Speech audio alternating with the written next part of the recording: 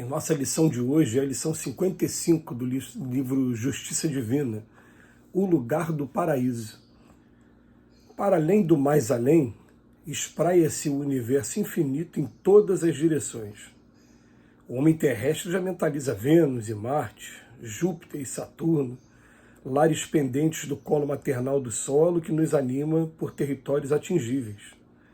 Não nos referimos em página tão simples à estatística dos milhões de quilômetros que separam os grandes mundos entre si. Recordemos tão só que a galáxia em que respiramos agora, dentro da qual a nossa Terra pode ser comparada a uma laranja no Oceano Pacífico, dista da galáxia mais próxima centenas de anos-luz. E que, compreendendo-se que um ano-luz representa mais de 9 trilhões de quilômetros, já que a luz se projeta com uma velocidade de 300 mil quilômetros por segundo, é fácil imaginar a grandeza da criação. Temos, desse modo, a enxamear na vastidão do cosmos, sóis e planetas incontáveis, todos eles vinculados às pluriformes esferas espirituais em que se continuam. Aí aglutinam-se, funcionam, desintegram-se, refazem mundos de todas as condições do incessante quimenismo dos elementos. Mundos santuários, mundos escolas, mundos sementeiras, mundos searas, mundo deserto, mundos jardins, mundos hospitais, mundos penitenciários, mundos oficinas, mundos museus. Alma que te purifica na terra diante de tamanha magnificência, não menoscabe, porém, a tua glória celeste. No círculo da dor e da experiência, guardas contigo o germe da divindade. Criatura consciente, mais que todas as soberbas formações dos planos de matéria transitória, encerras o eterno pensamento do Criador.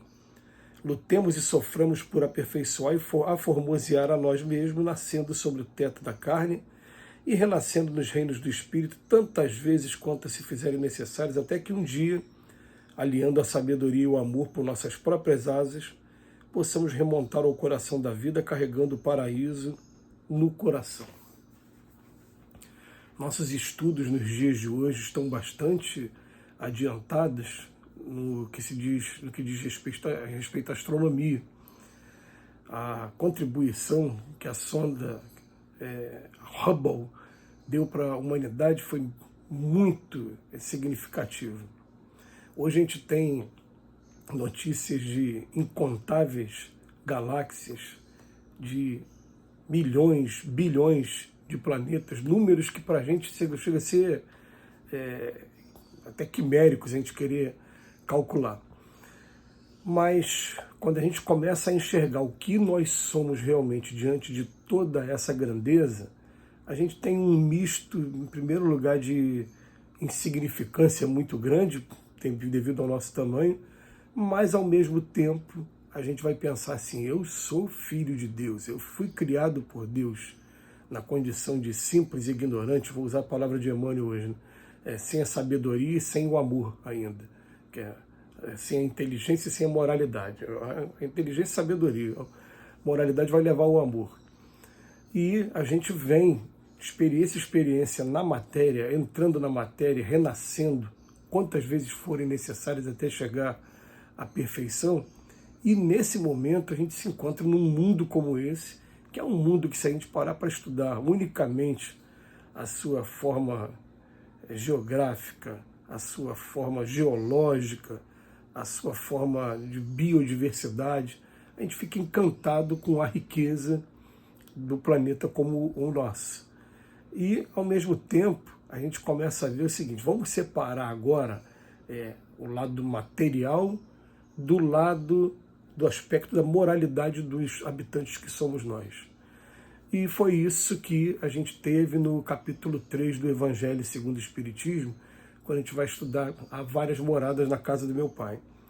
Ele fala para a gente, moradas tem de todas as maneiras. Traz para a gente, para início de compreensão do assunto, 5 categorias de mundos, em que, de acordo com a etapa evolutiva que nós estejamos passando, a gente vai estar habitando, mas quanto ao ponto de vista moral, não diz quanto de ponto de vista material.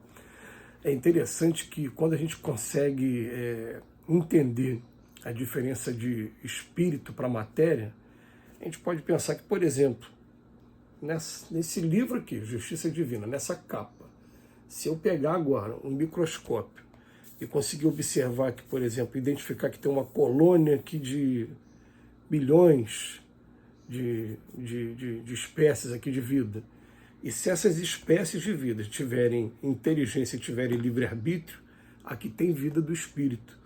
A diferença é que esse corpo aqui, que eu estou usando aqui agora, ele é muito maior do que o corpo que vai estar aqui. Mas o que é o corpo? O corpo é matéria. O espírito pode entrar nesse corpinho aqui, viver uma experiência ali dentro do seu livre-arbítrio, que pode ser uma experiência, de acordo com a classificação lá do Evangelho segundo o Espiritismo, pode ser primitivo, pode ser de expiações e prova, pode ser de regeneração, pode ser ditoso, pode ser celeste, mas ele está vivendo ali também, e a gente vai descobrir por que se fala que há várias moradas na casa do Pai, porque a gente vai estar descobrindo que nesse próprio mundo aqui, há várias moradas onde existe vida. A gente não consegue sobreviver no mar, mas tem vida riquíssima dentro do mar. A gente não consegue sobreviver também dentro da terra, mas tem vida riquíssima dentro da terra, no seio da terra. E a nossa ciência até hoje não conseguiu ter aparelhos para poder identificar quais são as formas de vida que existem no fogo, mas será que o Sol está totalmente desabitado? Já recebemos a informação uma vez de que ali existem espíritos que não estão utilizando a forma material, porque lá não tem condição de ter forma material, mas se reúnem espíritos que são luzes, que são esses grandes mensageiros, missionários aí da divindade para toda a humanidade do universo. Então, é muito assunto ainda para a gente conhecer daqui para frente. Cada vez que a gente mergulha nesses temas, parece que uma voz se concentra falando para a gente, ó, volta para o mundo que você está, procure desenvolver em você mesmo essa capacidade de amar, que quando a gente trouxer o amor de verdade para dentro dos nossos corações, a gente vai ter condição de entender melhor o universo e até de ajudar o universo também, que por enquanto a gente se encontra numa etapa que a gente não aprendeu nem a amar o próximo como si mesmo. Por isso que a gente não consegue ter a profundeza desses conhecimentos todos, e agora a gente apenas porque a gente está desenvolvendo, em primeiro lugar, equipamentos de observação mais modernos e sondas espaciais que vão tirar fotos, fazer filmagem, mostrar para a gente em tempo real. A gente está começando a ter noção de como é que é a vida no espaço, e um espaço muito próximo. O sistema solar hoje tem 8 planetas. Quando eu era criança, a gente acreditava que eram 9. Mas depois descobriu que Plutão, que é apenas um planetóide, tomou um outro caminho, não está em órbita do Sol, não, está em órbita de uma outra estrela. Mas são 8 planetas que às vezes a gente fica estudando e procurando entender, e a gente vai ver o lado material, fica procurando encontrar vida orgânica igual a nossa. É claro que a gente pode encontrar vida orgânica, mas não vai encontrar vida igual a nossa. Porque quando a gente fala vida orgânica, a gente está falando de vida organizada. Nós temos aqui a cabeça, tronco, membros, sistema circulatório, sistema respiratório, sistema reprodutor. Nós temos todo esse sistema digestivo, né? Toda uma complexidade de aparelhos. Isso se chama vida orgânica. Pode ser que você encontre vida orgânica de outras maneiras. Por isso que até aqueles filmes de ficção científica da década de 80, década de 70, década de 90, é interessante que eu estava lembrando, né, que quando eu era criança a gente assistia o filme Aliens, e tem um momento lá do filme que o sangue do alien era corrosivo. Quer dizer, a gente não vai necessariamente encontrar um sangue com a mesma composição química que a nossa, mas vai encontrar uma matéria orgânica, e que se ela tiver livre-arbítrio, ali tem um espírito encarnado em desenvolvimento também. A doutrina espírita acabou com essa coisa do ET. Fala, o que é o ET? No universo tudo é espírito e matéria. ET. Somos nós espíritos quando estamos encarnados em outros lugares. Isso é que é ET. Mas ele vem falar para a gente: alma que te purificas na terra diante de tamanha magnificência, não menoscabe, porém, a tua glória celeste. A gente acha que é um pingo insignificante, mas não. Nós somos filhos de Deus, somos criaturas feitas pelo amor divino, e a gente precisa o tempo todo estar buscando a Deus para o nosso progresso. A gente precisa estar fazendo com que a luz que nós somos, ela inflame, ela se desenvolva. A maneira de fazer isso, é claro, é buscando o estudo do Evangelho, buscando comparar com nossas atitudes e buscando praticá-la principalmente, porque a gente encerra lembrando que Jesus falou: nem todos que dizem Senhor, Senhor entrarão no reino dos céus, mas só aqueles que praticam a minha lei. Que Jesus nos abençoe hoje e sempre.